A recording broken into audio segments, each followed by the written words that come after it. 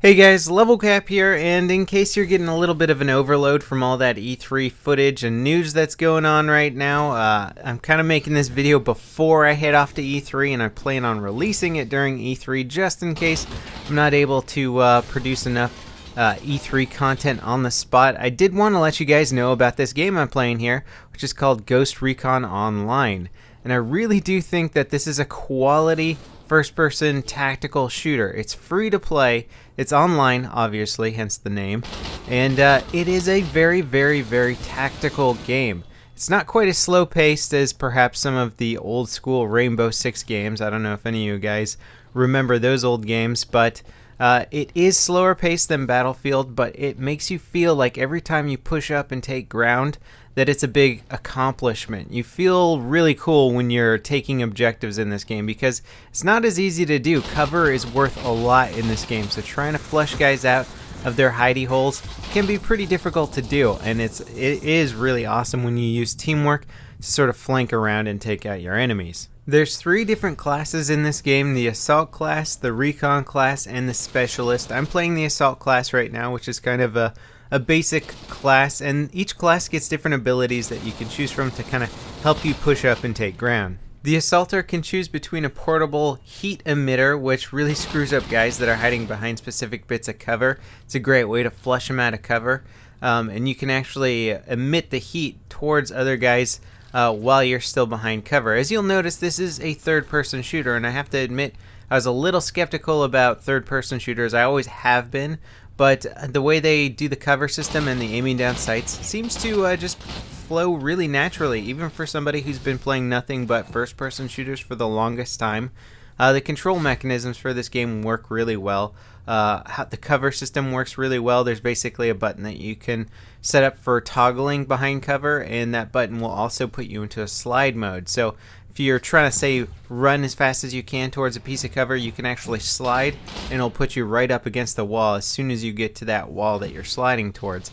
So it's a really cool way to sort of just hug the walls and stay as close to cover as possible. Now, one thing that I really like about this game is that teamwork is very important, but having a mixture of classes doesn't necessarily, it's not necessarily a requirement. Like in Battlefield, you need the assault classes to revive, you need support classes to give you ammo and stuff like that. In this game, you don't necessarily need a mixture of classes, but it will help out a lot because of their cool little abilities. For example, the Recon class gets an ability called the Oracle, which will sort of ping guys on the map where they'll show them behind cover in a specific area. This helps out your whole team, so although the Recon class isn't quite as proficient as pushing up and taking ground, he can let his teammates know where the enemies are located, and then a class like the Assaulter that can use something like a tactical shield for pushing up can then use that ability to push up on a location where he knows exactly where the enemies are.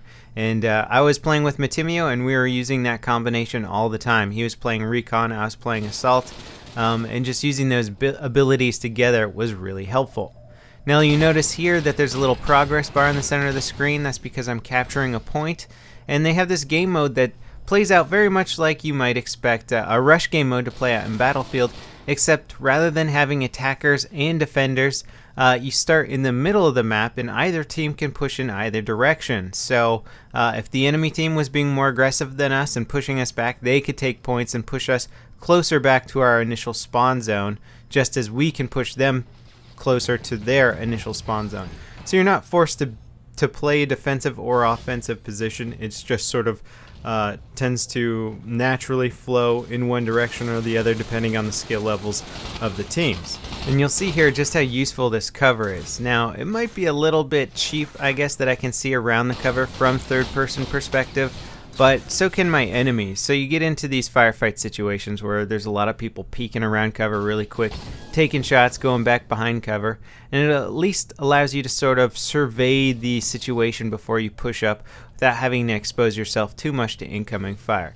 Yeah, that might be the one unrealistic aspect of this game, but since everybody has it, it's not exactly an OP ability. So it balances itself out, and it honestly doesn't bother me at all. We are playing video games after all, you know, and the level of realism, I've never been one that needs to have this ultra realistic aspect to my games. As long as the games kind of look real and feel a little bit real in terms of like the explosions and rendering and all that kind of stuff and how the guns feel, then that's enough for me, honestly. Now, a really cool thing about this game mode here, where we're sort of pushing up and taking objectives and pushing the other team back right now, is that if we die, the time it takes to run back to the front lines is a lot longer because we have set spawn locations on either side. So if we start pushing the objective closer to the enemy team's spawn location, then when they die, it's a much shorter distance for them to run back to defend. So naturally, you basically get a little bit of a handicap as the attacker team as you get further and further away from your spawn location. So it takes longer to reinforce your team. So I really like that ability there. So basically, if you do start pushing back a little bit, but the other team is almost as good as you, or they're like almost at the exact same skill level, well, now they can reinforce quicker, and all of a sudden it gives them a little bit more of an advantage. So you don't necessarily steamroll people in this game as easily. If you are going to steamroll another team, you have to be way better than them and just have really good tactics and make sure that you're not getting killed frequently, because if you die, sometimes those runs all the way back to the front line can take quite a while. I have to say I am really impressed with the way that this game plays out and how they manage to keep it very tactical. Of course, because it's a free-to-play game, there will be upgrades that you can get for your character in-game, and because most free-to-play titles try and make it so it's not a pay-to-win game, basically if you spend money in this game, it'll help you get guns faster, it'll help you get items quicker, and then there's, of course, aesthetic upgrades that people who don't pay can't get.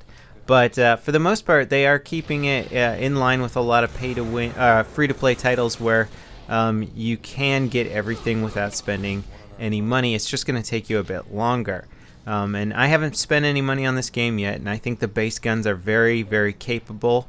You know, I got killed by some guys with some more upgraded weapons than me, but I really didn't feel like I was necessarily losing firefights because I didn't have as good of a gun.